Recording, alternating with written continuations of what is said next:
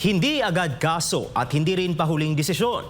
Iyan ang paglilinaw ng Senate Blue Ribbon Committee sa kanilang ulat kaugnay ng kontrobersyal na flood control projects. Si Carlo de la Peña sa report.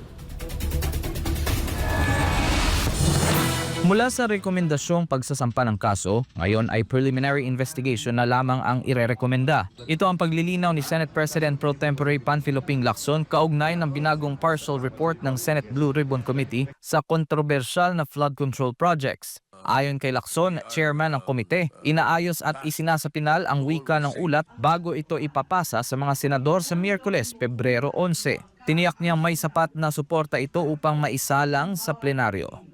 Hindi pa nararaw kasi kinokorek yung draft, kina-finalize.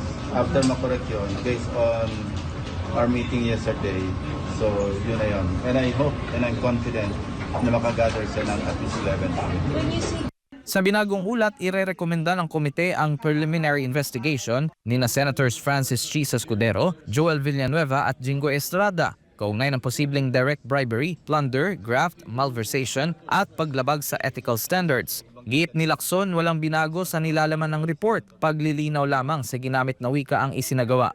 Walang nabago, walang substantive na revise. Pareho pa rin, yun lang yung language. Sa layman, pag sinabing charge, para nasa korte na.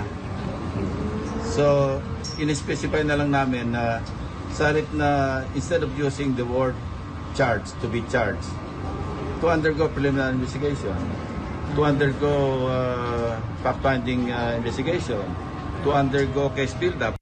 Dagdag pa ni Lacson, ang pag-aayos ng wika ay hindi pagpapalambot ng rekomendasyon, kundi pag-iwas sa maling interpretasyon, lalo na sa mata ng publiko.